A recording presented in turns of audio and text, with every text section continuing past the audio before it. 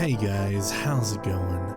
This is Matt Mater. Welcome back to your weekly dose of Creepypasta. So, I recorded this story, edited, and rendered it twice over, because being an idiot, I erased the first video and all the associated files, thinking I'd already uploaded it when I hadn't. So, I hope y'all are extra hungry for today's serving of pasta, because the chef had to remake it on special order. I'm indebted to the members of the Coven over on Patreon, continuing to give me the strength to carry on creating even in the face of my own stupidity. You can support me and join the Patreon through the link in the description. Shout out as always to the disciples, Tiffany, Backer Puff, Subscribe SoundCloud, The Greatest Nightmare, Teddy Dog, Vlad Dracula, Backwards D-Dog, Al Hazred, and Michelle Golden. Love you guys. Now, as always, turn out the lights, get comfortable, and let the story begin.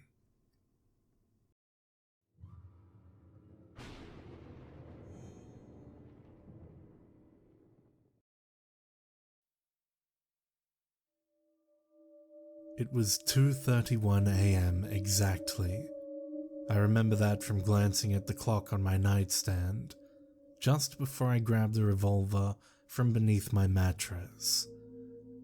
My girlfriend, Ashlyn, was startled by some noises she'd been hearing from the kitchen, so she woke me up to check it out.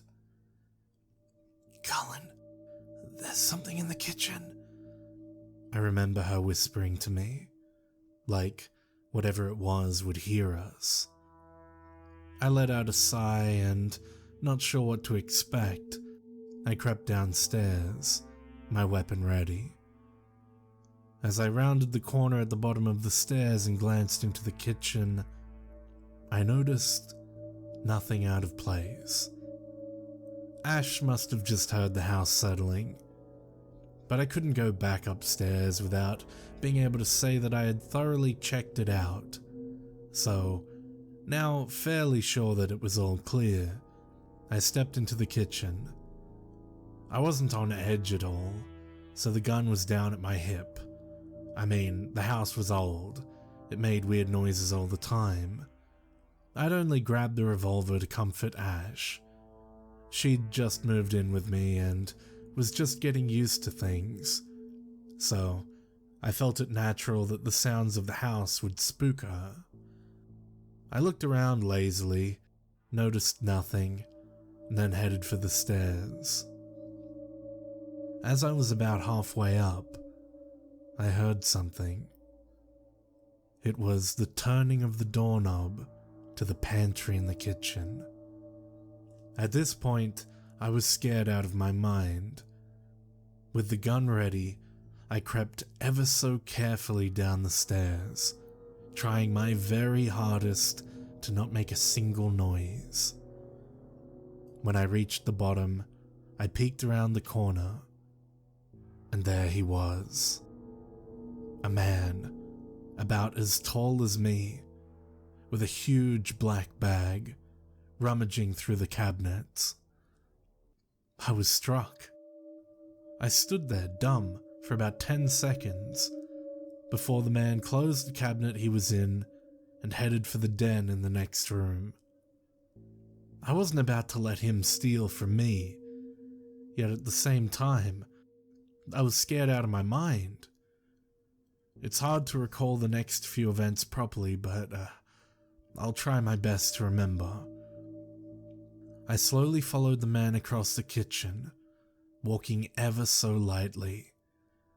He then crouched down to go through a drawer in a large cabinet full of expensive metals and decorative plates. When he turned his head out of nowhere and stared straight at me, all the while my gun pointed straight at his face. "Hey, man, don't shoot." His voice was deep, yet frightened. "If you let me go, I'll never set my eyes on this place again. I swear it." I had no idea what to think or say, so I stood there for about 5 seconds before replying with, Just get the fuck out of my house before I blow your brains out.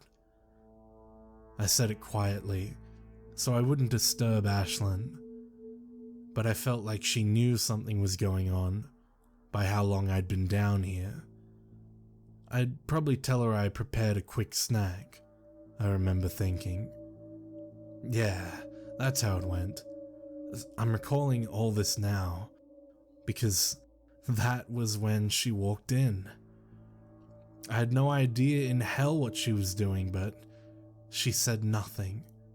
She just fumbled in and grew a grim, petrified expression as soon as she saw what was going on. Alright, get on now. You better hurry off before I call the police, you son of a bitch, I remember saying. Alright, just let me pass. He stood upright, sat the bag on the floor, and then slowly began walking past me toward the door. After that moment, I remember nothing but waking up on the ground. This is where things get messed up. I still don't know if this was just a nightmare, or if this was all for real, but what I do know is that I remember it vividly. I woke up naked on the ground. Black grass, black dirt, everything was black. It was also deep into the night, so the mixture of all the black just made it very difficult to get a good look at things. When looking up, I remember seeing a black sky with no stars at all. I was in a state of panic. I got up and looked around frantically. Ash? Ash? But it was no use. I couldn't be heard. I shed a tear, and then noticed a path of black gravel. I followed it with my eyes and noticed a flickering flame in the distance. I got on the trail and ran. It must have taken 10 minutes, but after an intense while of running and walking, I reached a massive black staircase leading down, with 2 torches on either side of the entryway. It looked absolutely terrifying. I peered down and saw nothing. It was a massive black abyss. But I knew I needed to go down, for there was nowhere else to go. With much effort, I took my first steps down the black stone staircase. Everything here took forever, because I swear it must have taken 5 hours for me to reach the bottom. I was exhausted, and I could swear that it was getting hotter with each step. When I finally reached the bottom, I noticed a figure, naked of course, standing with a large spear. Before I even approached him, he spoke. You were needed all the way down the hall. Keep going straight until you get there. That was when I noticed what had just spoken to me. It was shaped like a man, muscular and tall, but his skin was pitch black. I'd never seen a human with such black skin. But the most terrifying part of the man was his face. No nose, but instead, his entire face was taken up by one long, vertical mouth, with razor-sharp black teeth. No eyes, no nose, not even any ears, just mouth. It was the most terrifying thing I'd ever seen. I cowered as I quickly bolted past him and began walking as fast as I could down the hall, but I was in no house. I looked up, no ceiling, but also no sky. just a black abyss. I look around and see black stairs leading off the main hallway on both sides, which were about 10 feet wide, and I have no idea how long. Torches sat on the top of each set of railings for the stairs, which was the only thing keeping the place lit. Different staircases were all up and down that hall. As I kept walking, my mind was numb with fear. I had no idea where I was or why the hell I wasn't in my house. It must be a lucid dream. Yeah, just a dream. I remember telling myself over and over. After a while, I noticed that there was a man further up the hall. I could faintly hear him crying, and if I recall properly, it wasn't just an average shedding of tears. The man was bawling his eyes out, but he kept limping forward. Yes, he was limping. Even though he was so far ahead, I noticed he dragged one leg behind him, like it was broken. After a bit more walking, I saw the man begin to go up a small flight of stairs that had appeared just ahead of him. I figured that was where the creature by the entrance told me to go. Wanting to know what was going on, I sped up my pace, and by the time he had hobbled up to the top, I was close enough to see and hear what was going on at the top. There were 2 more of those spear-wielding creatures standing on either sides of a tree, but it wasn't just an average tree. It had pitch-black bark and long, jagged branches. The tree was covered in something, but I couldn't tell what just yet. By the time I got to the bottom of the stairs, I could hear intense crying, and probably the most menacing and shrill voice I'd ever heard. It brought an intense chill to my spine, which was how I came to the realization that this was probably not a dream. This was very likely happening to me. I couldn't handle this. I was confused and totally unsure of where the hell I was, and I remember breaking down right there. Over my sobs, I remember hearing the man begin to scream, and it was the most blood-curdling scream I'd ever heard. At this, I began to climb the stairs quickly, wanting to see the fate of the man so I could prepare myself for my own. When I reached the top of the stairs, what I saw scared me more than anything so far. I remember it very clearly. The man was standing in front of the giant tree, and between 2 spear-wielding creatures, which were standing next to large torches. But now, I could see what was covering the tree. Human bodies. At the massive trunk of the tree was a very large, naked, and fat man who sat just above where the roots collected themselves. But he wasn't sitting on the tree.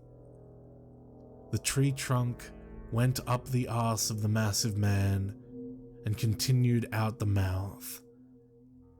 The man had no jaw, and the front of his neck and chest were ripped open for the trunk to emerge from his body. The very sight made me cringe and vomit multiple times, and during this, I paid no attention to the man, for the tree had taken my full attention. When I'd collected myself enough to look back up, I noticed that the man was still very much alive. I recall him, slowly and shakily, raising his arm to wipe the tears from his face, which continued to pour from his dull, grey eyes.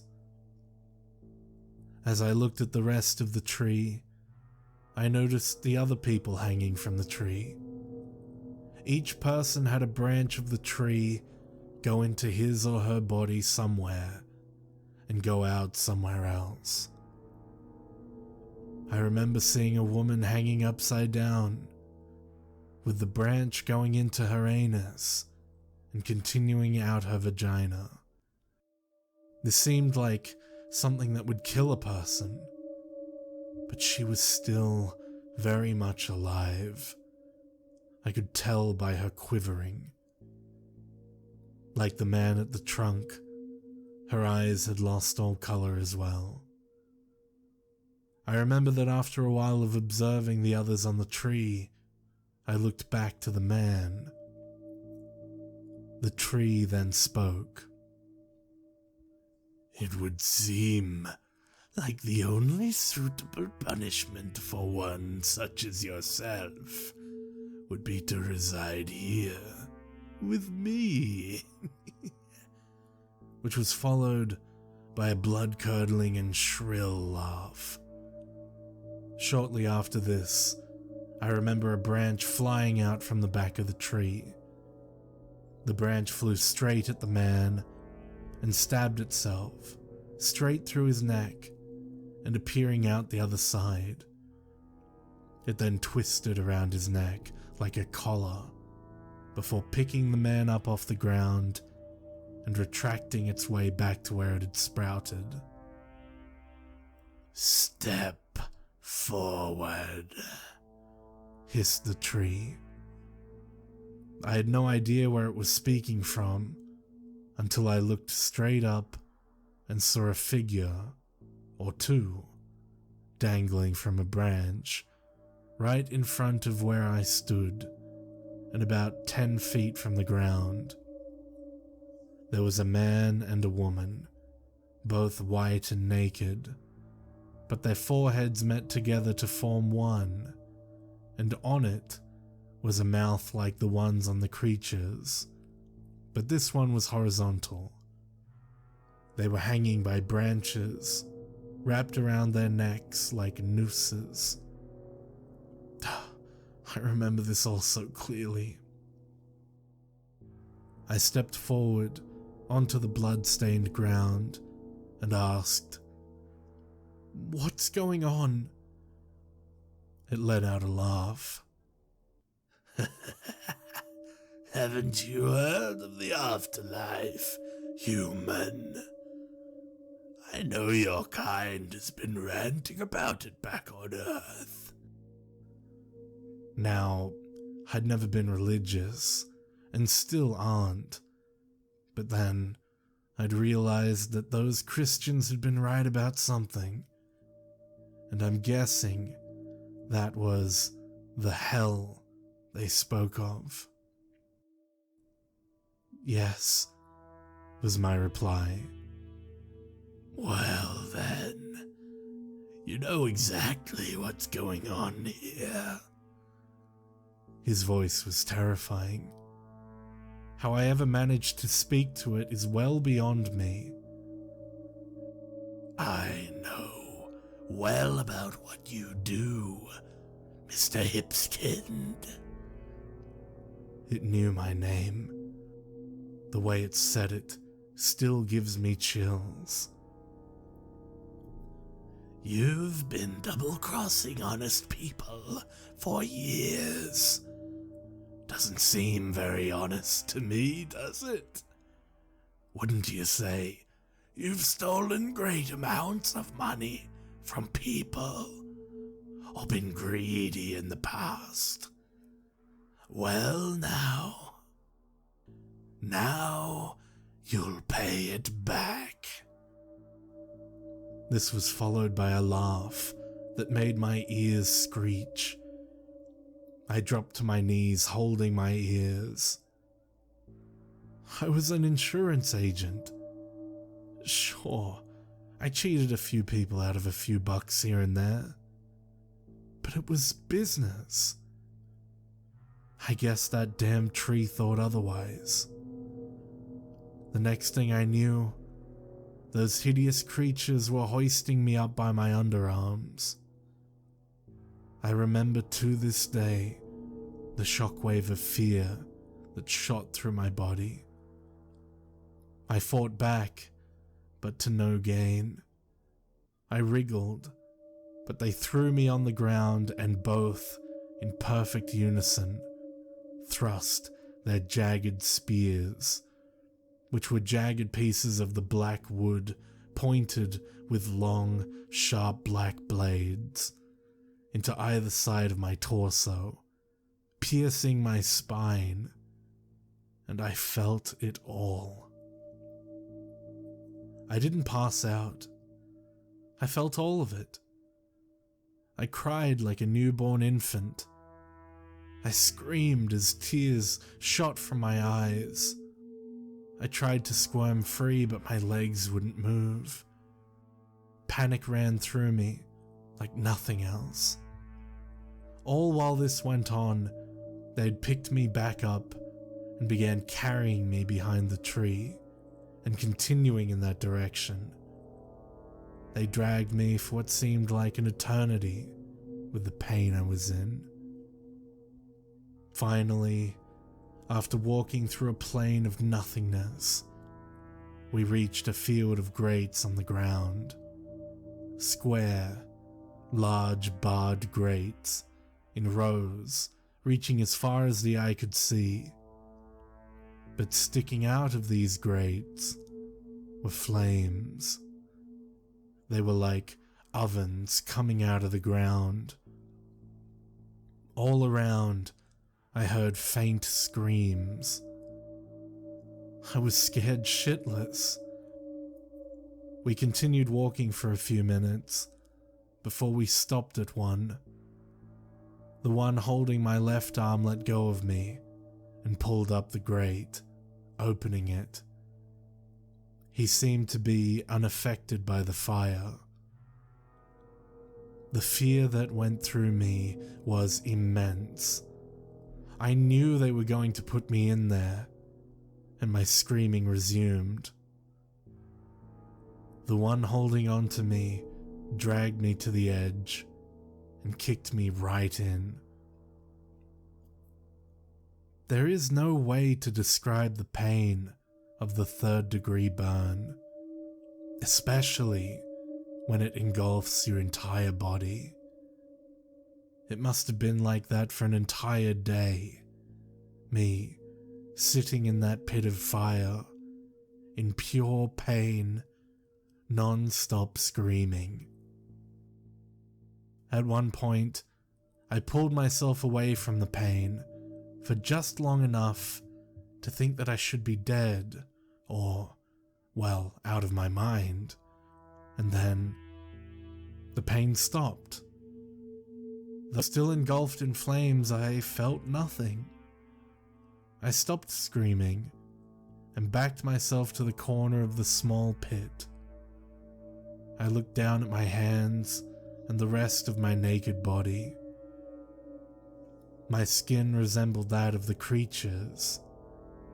It was pitch black, but I could clearly see where the creatures had pierced my sides. Blood had probably protruded at one point, but the fire got rid of that, I guess. I knew at that moment that, in this whatever you call it, I was immortal. Then the flames stopped appearing, and I got a good look at the chamber I was being held in. Black stone, plain, simple. It seemed like only a few seconds had gone by before a red mist appeared at the floor of the pit. I thought nothing of it. That is, until it began to take the shape of a man. I stared straight at it until it manifested the shape of what looked like your typical depiction of Satan, tall, with horns and blood-red skin.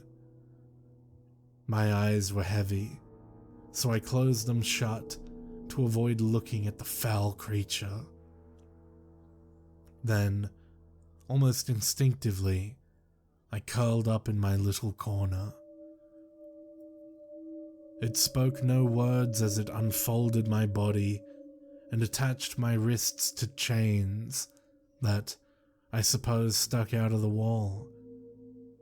I had no idea they were even there. I'd never looked. After it was done, I squinted to see what it was doing. It just faded away, just as easily as it appeared.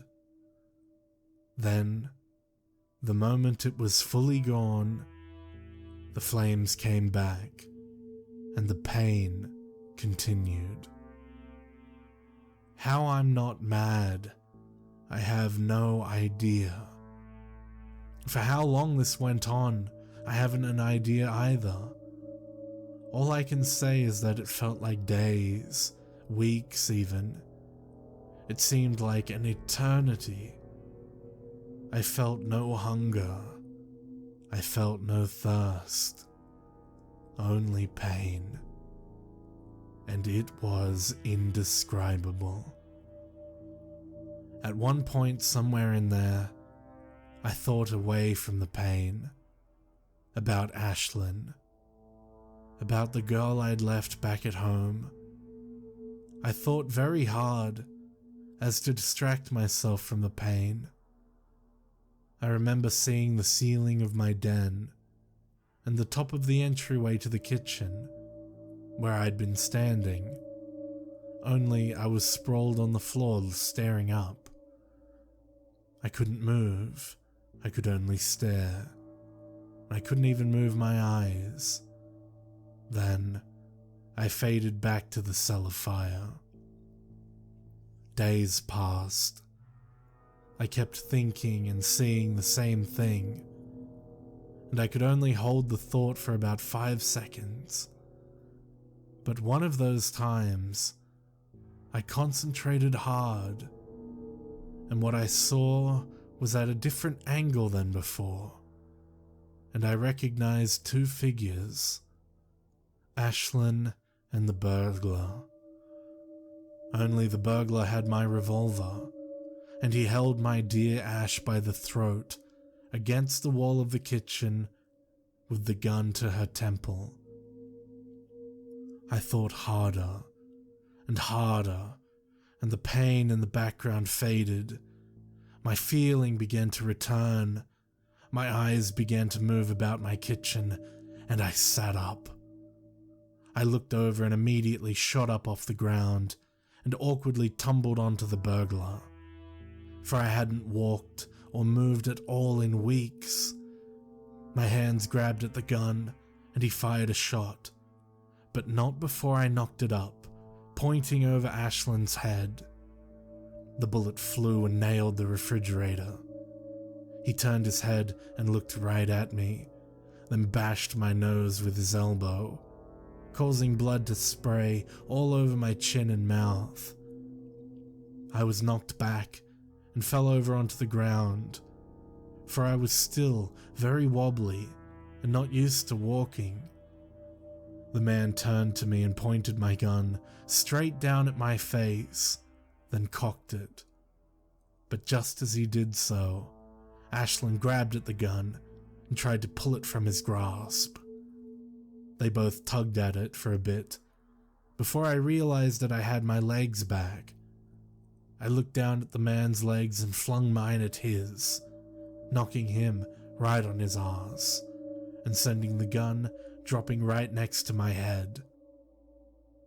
I think we all know what I did, but for the sake of sick entertainment, I'll describe it, because it was incredibly graphic and haunting.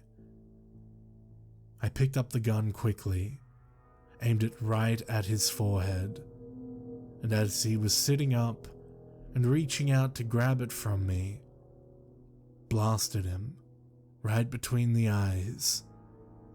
I saw it like it was in slow motion. The bullet pierced the skull with a sharp and quick crack, and formed what resembled a sinkhole on the man's forehead. It then pulled the eyes, the top of the nose, and the beginning of his hairline down too, before it flew out the back of his head and at the cabinets beneath my sink, taking his upper face and brain with it. It was a bloody, gory mess. That was 2 months ago. Ash later told me that the man had grabbed the barrel of the gun and forced it into my face, knocking me unconscious. I told her about my experience and how it seemed like weeks, when in reality it was only a few seconds. I feel like I know what happened at this point. I died for a brief moment, and in the afterlife, a moment can last a month. But I jolted back to life with my efforts while dead. I can never be sure though. I quit my job and have been in therapy since it happened. I still can't even walk right because I'm so used to being paralyzed and chained to a wall. I've put this on here to get my story out because Ash told me it's quite interesting and people might like to read it. But it kills me, knowing that I'd gone to hell and almost let my Ashlyn come with me.